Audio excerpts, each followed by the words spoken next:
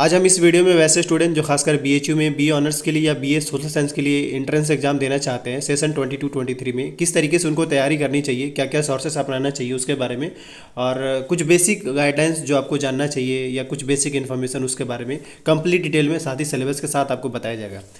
अभी जो है सबसे पहले हम बीएचयू का जो ऑफिशियल वेबसाइट है, अगर आप बीएचयू का सपना रखते हैं या बीएचयू में एडमिशन लेना चाहते हैं तो आपके लिए ज़रूरी है कि बीएचयू एनटीए वाला वेबसाइट पे विजिट करें, बीएचयू एनटीए के नाम से, क्योंकि आप जानती है कि बीएचयू का भी जो एंट्रेंस एग्ज़ाम जो होता है वो एनटीए एग्ज़ाम कंडक्ट कराते हैं। तो आप ऐसे में दो वेबसाइट है, एक तो बीएचयू एनटीए वाला भी है या फिर दूसरा एक ये हो गया, एंड थर्ड वन एक और आपको वेबसाइट दिख जाएगा, ये BHU तो ये जो वेबसाइट है वो बीएचयू के स्टूडेंट्स के लिए। लेकिन आप क्या करें यहाँ पे, ये इस वाले वेबसाइट पे सबसे अब में जो आ रहा है इस पर सिंपली क्लिक करिए। हम आपको इसमें डिटेल बता देंगे ताकि आपको एंट्रेंस कैसे, सोर्सेज के बारे में, आपको बुक लिस्ट के बारे में सारा बताया जाएगा। अभी जो बेसिक इन्फॉर्मेशन वो हम आपको बता दें। ये रहा बीएचयू का लास्ट ईयर का गाइड। आप इसमें जो आपके लिए इन्फॉर्मेशन है वो मैं आपको पहले अपडेट कर देता हूँ ताकि आप कन्फ्यूजन में ना रहें।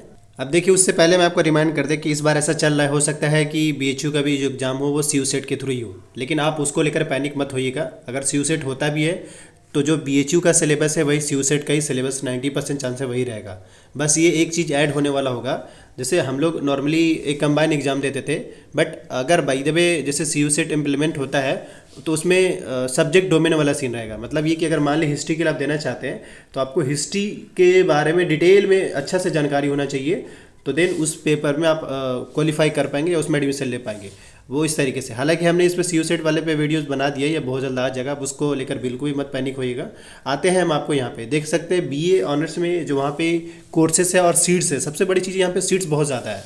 जैसे बीएचयू कैंपस में मेल्स एंड फीमेल में 765 सीट्स हैं, महिला एमएमबी में जो है वो 286 है, और एएमपीजीसी में 383 है सिर्फ गर्ल्स के लिए, और ये भी गर्ल्स के लिए, इवन ये भी, यानी यहाँ पे 4 जो है वो सिर्फ गर्ल्स के लिए, बाद बाकी 2 जो है बॉयज एंड गर्ल्स के लिए। बहुत सीट्स यहाँ पे ज़्यादा है बी ऑनर्स आर्ट्स में।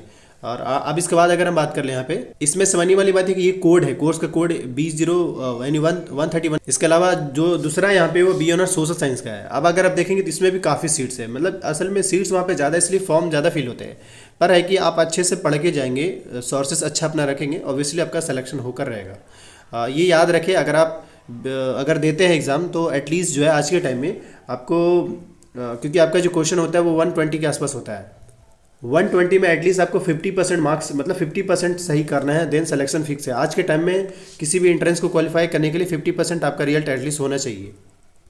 कोर्स का मैंने आपको डिटेल बता दिया। इसके बाद हम आपको रिजर्वेशन का क्राइटेरिया बता रहे हैं। देखिए SC ST के जो कैंडिडेट है उनका यहाँ पे 15% का सीट्स जो है वहाँ पे रिजर्व है, और उसमें भी उनके सर्टिफिकेट मेन है। इसके अलावा वहाँ पे जो EWS का OBC का भी यहाँ पे 27% सीट्स जो रिजर्व है, और EWS स्टूडेंट्स के लिए 10% का वहाँ पे रिजर्वेशन है। इसके अलावा PWD कैटेगरी के स्टूडेंट्स के लिए वहाँ पे रिजर्वेशन, इसलिए मैं आपको रिमाइंड करना चाह रहा था कि किसी भी यूनिवर्सिटी में चले जाइए, हर यूनिवर्सिटी में रिजर्वेशन नाम का वर्ड जरूर ऐड होने वाला होगा, या ऐड होता ही होता है। इसके अलावा 15% जो सीट्स है वहाँ पे एम्प्लॉय वार्ड्स के लिए है। पर याद रखें, ये जो रिजर्वेशन का जो है वो किसी दूसरे कैटेगरी को अफेक्ट नहीं करता है। मतलब अगर मान लीजिए OBC कैटेगरी अगर 26% है तो उसमें से 26 जो परसेंट होगा या 25 जो होगा वो OBC ही होगा। ऐसा नहीं कि जनरल वालों को OBC में डाल दिया, OBC वालों को जनरल में डाला जाएगा, ये याद रखिएगा। मतलब हर की कैटेगरी का अपना वहाँ पे सीट फिक्स होता है, ये समझना होगा आपको। इसके अलावा और भी वहाँ पे स्पोर्ट्स का भी है, इसके अलावा पेड सीट भी वहाँ पे है, मतलब रिजर्वेशन है पेड सीट वालों के लिए भी, अच्छी बात है। ये मैंने आपको रिजर्वेशन का क्राइटेरिया समझा दिया। इसके अलावा और भी यहाँ पे है, जिन्होंने स्पोर्ट्स में अच्छा कराओ, फर्स्ट सेकंड थर्ड पोजीशन अगर लाए हो तो उनको भी यहाँ पे रिजर्वेशन मिलता है जब वो एंट्रेंस एग्जाम दे रहे होते हैं। इसके अलावा फॉरेन नेशन स्टूडेंट्स के लिए भी यहाँ पे रिजर्वेशन है। अब हम आते हैं एलिजिबिलिटी क्राइटेरिया, समझिएगा बहुत अच्छे से।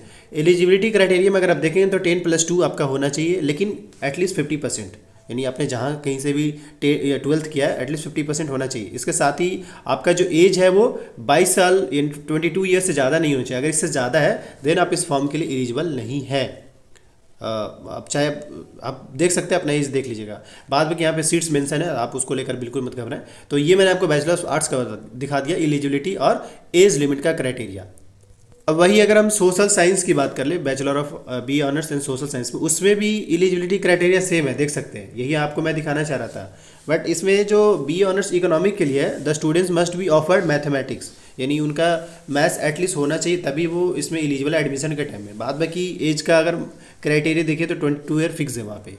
अब हम एग्जामिनेशन के मोड की बात कर ले। देखिए आपका जो एग्जामिनेशन होगा वो सीबीटी मेथड होगा, बट ऑब्वियसली इस बार जो हुआ था वो कुछ मतलब ये कि ऑफलाइन भी एग्ज़ाम्स हुए थे, बट आने वाले टाइम में अभी जो एग्ज़ाम होगा, चाहे वो अगर सीयूसेट ले या फिर एनटीए ले, बीएचयू का एग्ज़ाम, आपका सीबीटी यानी कंप्यूटर बेस्ड मेथड ही एग्ज़ाम होने वाला होगा।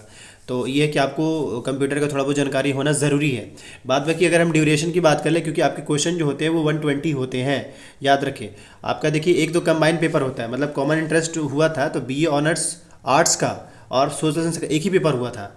तो ये है कि आपके मार्क्स अकॉर्डिंगली, जैसे अगर आप सिर्फ एक बताओ समझिए, अगर आप सिर्फ बी ऑनर्स आर्ट्स के लिए फिल करते हैं तो आपका एग्ज़ाम एक ही होगा, लेकिन 2 पेपर ऐड होंगे इसमें। लेकिन ये कि आपका जो चॉइस है वही मिलेगा, ये नहीं कि आपको सोशल साइंस मिल जाए, क्योंकि अगर आप फिल सिर्फ अप्लाई आर्ट्स के लिए तो आर्ट्स मिलेगा, अगर सोशल साइंस के लिए किए हैं तो सोशल साइंस मिलेगा, और अगर दोनों रखे हैं तो आपको कट ऑफ के अकॉर्डिंगली आपको ब्रांच एलोकेट होंगे। जो इंपॉर्टेंट हम जो दिखाना चाह रहे हैं वो देखिए, आपका ये रहा exam pattern. There shall be one paper of 120 minutes during carrying, ये ड्यूरेशन जो होगा वो 2 आवर्स का होगा, और 120 मिनट्स आपको टाइम मिलेंगे। और टोटल जो एमसीक्यू होंगे यानी क्वेश्चन जो होंगे 120 होंगे, मतलब 120 में आपको 120 मिनट में आपको 120 एमसीक्यू मिलेंगे। उसके साथ ही आपको उसका जो मार्क्स होगा मतलब 480 होगा। इसका मतलब है कि एक अगर सही करते हो तो आपको 4 मार्क्स मिलता है, अगर एक गलती करते हैं तो उसमें से आपका 1 मार्क्स डिडक्ट होंगे उस हिसाब से। तो उसके अकॉर्डिंगली देखा जाए तो आप समझिएगा, यहाँ पे आपका ये मेंशन है, the question these question shall be based on general knowledge current affairs, जो कि जनरल नॉलेज और करंट अफेयर से 60 एमसीक्यू रहेंगे, जनरल मेंटल एबिलिटी और रीजनिंग से 15 रहेंगे, और न्यूमेरिकल एबिलिटी से 15 रहेंगे, और कंप्रीहेंशन यानी इंग्लिश से जो रहेगा वो 30 मार्क्स के रहेंगे। ये समझना होगा, मतलब ये 60 मार्क्स का आपका हो गया general knowledge and current affair, बाद बाकी 15 जो है आपका रीजनिंग हो गया, और 15 जो है आपका मैथ्स हो गया, और उसके बाद 30 जो है वो इंग्लिश हुआ। अब अच्छा यहाँ पे ऑप्शन मिल जाता है, मतलब अगर कोई हिंदी का स्टूडेंट्स है तो वो 30 मार्क्स का हिंदी सिर्फ सोल्व कर लेंगे, इंग्लिश छोड़ देंगे, तो ये ऑप्शन रहता है वहाँ पे। पर अभी आने वाले टाइम अगर इनके सीयूसेट होता है तो देखिए क्या होता है, बट ये कि अभी के हिसाब से ये है। तो अगर 120 तो वैसे भी हो गया, पर अब मैं आपको बताना चाह रहा हूँ कि 120 में एटलीस्ट आपको 60 तो लाना ही लाना है। मतलब ये कि एटलीस्ट आपका 200 प्लस आप मार्क्स लाते हैं, देन आपका जो बीएचयू का जो मतलब एफिलेटेड नहीं है, जो विदाउट एफिलेटेड जो कॉलेज है वहाँ आपको मिल पाएगा, वरना अगर उससे कम रहता है तो फिर एफिलेटेड कॉलेज मिलने का संभावना हो जाता है। मैंने आपको एग्जाम पैटर्न बता दिया। अब आगे का सीन ये है, सोर्सेज के लिए मैं आपको फाइनल बताना चाहूँगा। देखिए कुछ यूट्यूब चैनल अगर आपको मिलता है तो वहाँ उसको भी फॉलो करिए, पहला। दूसरा ये कि जो बुक लिस्ट की बात कर ले तो एक तो ये कि लूसेंट का जो आज के टाइम में जो बुक आता है उसको अच्छे से ढंग से एकदम से पढ़िए, क्योंकि वो सॉर्ट आउट करके उसमें बताया गया। इसके साथ ही 11th का जो एनसीईआरटी 11, 12 उसको पढ़िए बहुत अच्छे से, वो भी क्योंकि आप ये 60 मार्क्स बहुत मैटर करता है। बाद बाकी आपको इंग्लिश के लिए एसपी बख्शी का बुक फॉलो करिए। रीजनिंग और मैथ्स के लिए कोई भी अच्छा सा बुक हो जो आपको एसएससी बेस्ड हो, एसएससी बेस्ड याद रखिएगा, क्योंकि ये जो आप एग्जाम जो दे रहे हैं ना, ये आपका एज समझिए कि एसएससी क्वालिफाई कर रहे हैं। एसएससी बेस्ड ही इसका जो भी प्रॉब्लम्स होते हैं, जो भी पूछते हैं वो एसएससी बेस्ड होता है। तो इसलिए मैं बताना चाहूँगा कि लूसेंट बुक हो गया, एनसीईआरटी हो गया, और कोई भी ऑनलाइन सोर्सेस अगर मिलता है तो उसको फॉलो करिए। इसके अलावा रीजनिंग के लिए कोई भी आर.एस. अग्रवाल का बुक कोई भी मिल जाए, ये कोई बहुत बड़ी चीज़ नहीं है, और न्यूमेरिकल एबिलिटी के लिए भी।